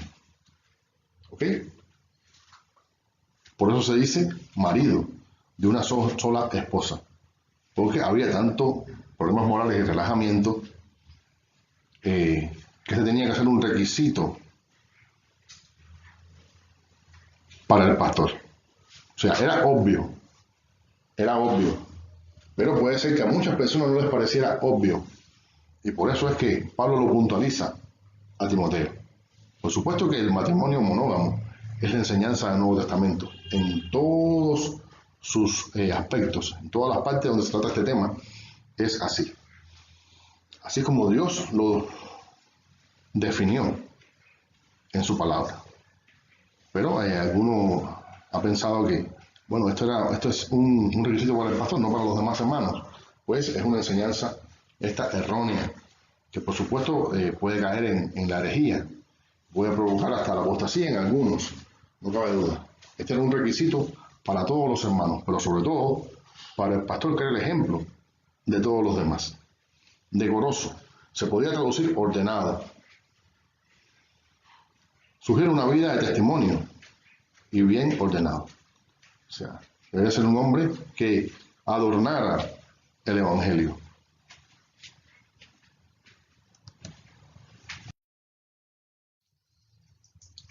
Dispuesto a instruir a las ovejas, apto para enseñar. O sea, debe ser una persona que enseñe a los demás. Una persona que aparte a los demás, sino que instruya a los demás. Esto empata con Efesios 4:11, donde la referencia a pastores maestros es a un mismo y solo oficio, ¿verdad? Aunque también hay, por supuesto, maestros que enseñan a la iglesia y no son pastores. La sobriedad debe caracterizar al ministro. Debe ser una persona que tenga una vida equilibrada, una vida llena de la sabiduría del Señor, moderado en todos sus aspectos, no un pendenciero que usa la fuerza física para lograr que otros estén de acuerdo con él, ¿verdad? Y sabemos que la ira del hombre no obra la justicia de Dios. Una persona que emplea la violencia, puede ser física o verbal, con el objetivo de dominar a los demás. No puede el pastor ser codicioso, no debe ser contencioso tampoco. No debe ser ni codicioso de ganancias deshonestas, codicioso de nada, tampoco contencioso, ¿verdad? Porque la codicia puede llevar a malas cosas, al robo, a la traición, a defraudar, a la estafa. Y tampoco debe ser una persona que siempre esté peleando con todo el mundo. ¿Ok? El ministro, el pastor debe cuidarse, todo ministro debe cuidarse, todo cristiano, pero también todo ministro debe cuidarse de este tipo de cosas. Siempre poniendo a Cristo de primero en su vida, en primer lugar.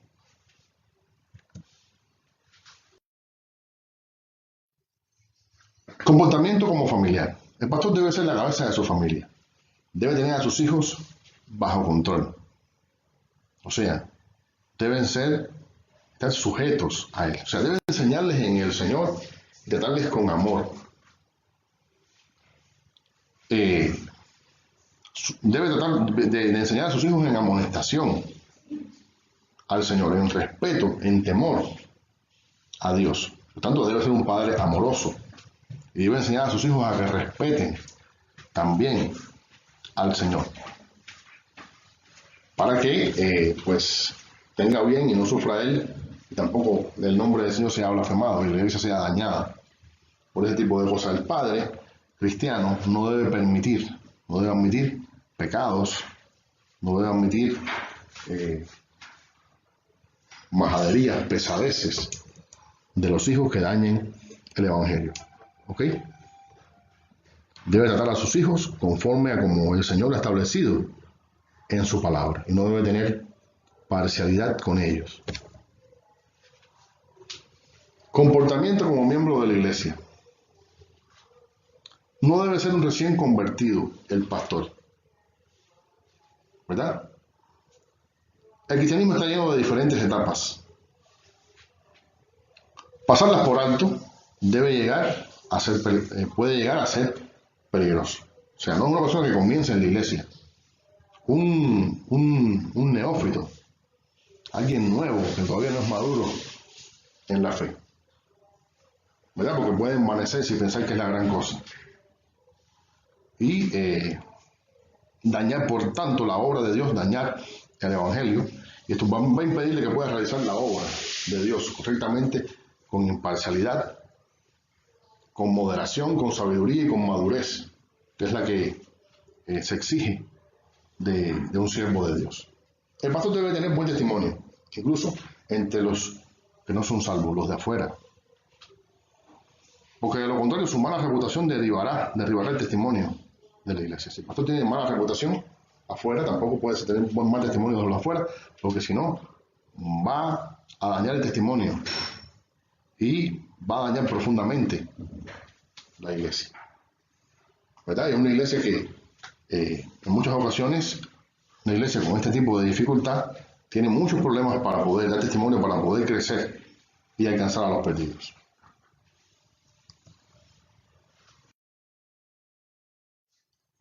El diácono del Nuevo Testamento. Asimismo indica que Dios tiene normas igualmente importantes para el diácono, porque por cuanto son ayudantes del pastor. Los diáconos están puestos con el objetivo de servir a la iglesia y colaborar con el pastor, porque debe trabajar con el pastor para guiar los asuntos de la iglesia. Honesto, o sea, que es tenido en alta estima, sin doblez, indica una persona que no es de dos caras, no es un cuentista, alguien que dice una cosa a una persona y a otra, tratando de ganarse el favor de ambas. Los líderes de la iglesia deben ser de una sola palabra. Deben ser personas de un alto calibre espiritual, no un alto calibre moral, de santidad, de verdad. Las cualidades que se postulan para las mujeres muy bien podrían aplicarse al oficio de la diaconisa, una posición reconocida en la iglesia primitiva. Romanos 16:1, también existían diaconisas, así que posiblemente se hable de las diaconisas de la iglesia, aunque también podría referirse a las esposas de los diáconos. Las cuestiones del vino y del dinero ya son analizadas en el versículo 3. En el versículo 10 puede haber una advertencia en contra de usar fondos de la iglesia para provecho personal. Así que, por supuesto, el pastor debe manejar las finanzas de la iglesia de manera honesta, transparente. Todo debe estar claro en cuanto a ese asunto, en cuanto a ese punto, en qué se usó cada cosa. Esto es un principio que es fundamental para todos los líderes de la iglesia. Y tampoco puede ser dado al vino, ¿verdad? Porque una persona que está atada a un vicio, que está en embriaguez, es un gran mal testimonio para la iglesia. Y sobre todo si es la persona que está frente a un diácono. Los diáconos deben ser de limpia conciencia, viviendo lo que creen, lo que profesan.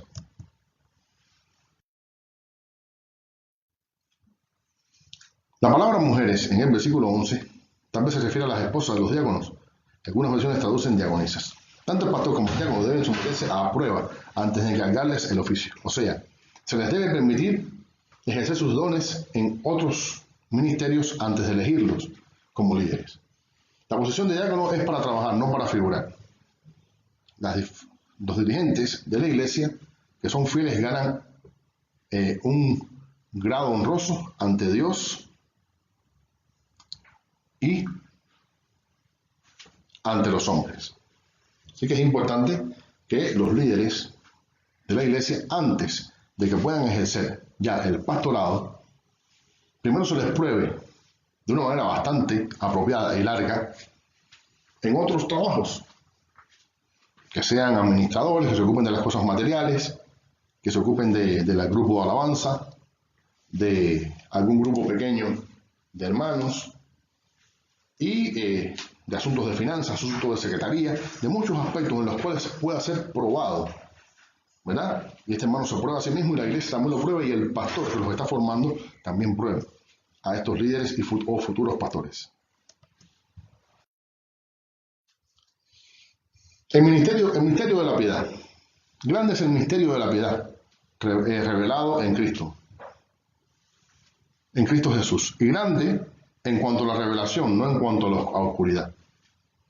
Indiscutible por causa de que es un tema para debatir, no es un tema para debatir ni dudar al respecto.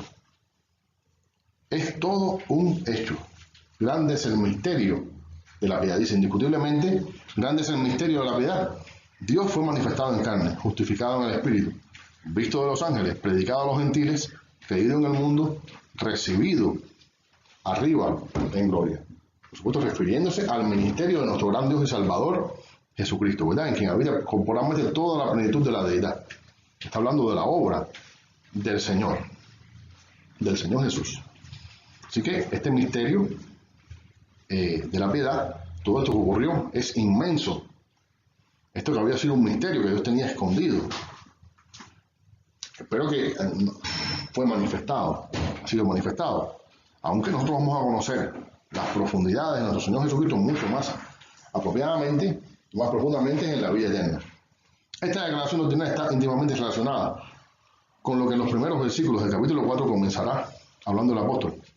Son fundamentos doctrinales que ayudarán a Timoteo a luchar contra la apostasía. Capítulo 4, versículos 1 al 5. Estos apóstatas negarán las doctrinas fundamentales del Evangelio, incluso con un espíritu engañador que podrá desviar a los descuidados. Por lo tanto, Pablo le ordena a Timoteo enseñar lo que anteriormente analizamos en los versículos del capítulo anterior. Van a surgir apóstatas y eso no lo va a poder evitar Timoteo ni ningún siervo de Dios. Van a surgir falsas doctrinas, pero los siervos de Dios deben estar firmes en la verdad. Deben estudiarla, deben conocerla, deben enseñarla para que pueda inocular, vacunar a sus miembros, sus seguidores, con la palabra de verdad, para que pueda alimentar apropiadamente a su iglesia y pueda rebatir a los falsos maestros. En este capítulo también aparecen orientaciones generales a Timoteo, de las cuales hablamos cuando analizamos el capítulo 2, por ser esta parte de otras tantas que aparecen en el capítulo antes mencionado. En el versículo 16 hay una exhortación muy importante para todos los que enseñamos la palabra. La vida personal de un siervo debe ser tan pura en lo personal como en su doctrina. Si el siervo de Dios descuida su vida como cristiano, primeramente sus palabras serán huecas e incoherentes. Así que ambas cosas deben ir una de la mano de la otra. Tanto la santidad personal, el testimonio personal, la vida interna del líder, como su enseñanza, su doctrina. Ninguna de las dos cosas puede descuidarlas, porque ambas pueden ser motivo para desviación, mal testimonio y también perdición. En capítulo 5, 3 al 16, en este capítulo Pablo le comienza hablando de cuestiones relacionales y administrativas a Timoteo. El cuidado del pastor en las relaciones interpersonales. Debe tener respeto, sumo respeto por los ancianos.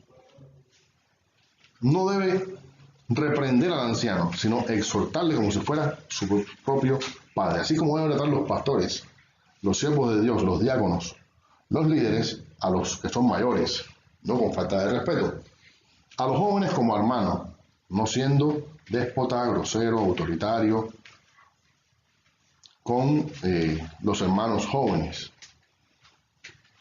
sino exhortándoles, enseñándoles como si fueran sus propios hermanos biológicos. ¿Ya? A las ancianas como madres, con todo cuidado y respeto, como si fuera su propia madre, como si fuera su propia mamá. A las jovencitas como hermanas, con toda pureza, ¿verdad? Con sumo respeto, como si fueran sus hermanas de sangre. Así como debe tratar el siervo de Dios a todas las personas de acuerdo a su edad dentro de la iglesia, siempre con sumo cuidado, con amor y con sumo respeto. Establecer un fondo de ayuda para socorrer a las personas vulnerables y con necesidades reales. Instrucciones acerca de la ayuda a las viudas. La iglesia tenía cuidado de las viudas. Había una lista de ellas de las cuales la iglesia se ocupaba, cuyo compromiso era servir a Dios en la iglesia, en oración y otros servicios. Una vez que enviudaban, la iglesia se comprometía con ellas y las colocaba en la lista y las sostenía.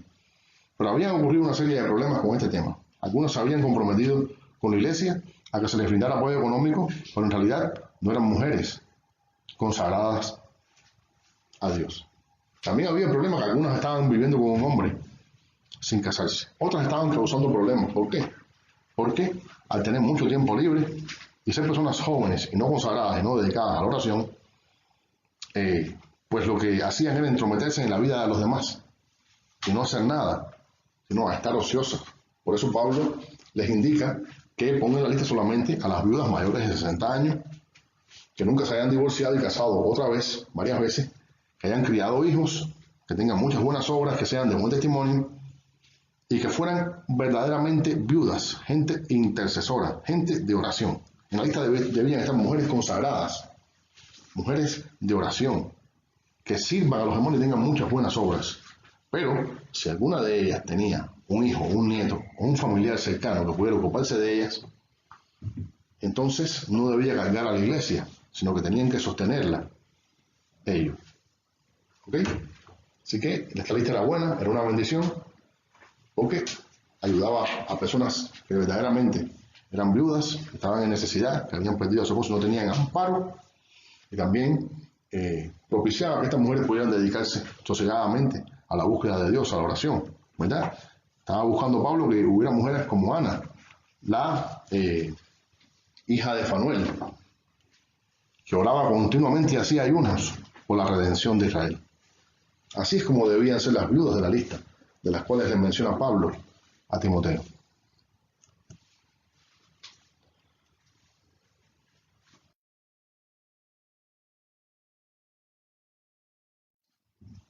Versículos 19 al 22, a los líderes.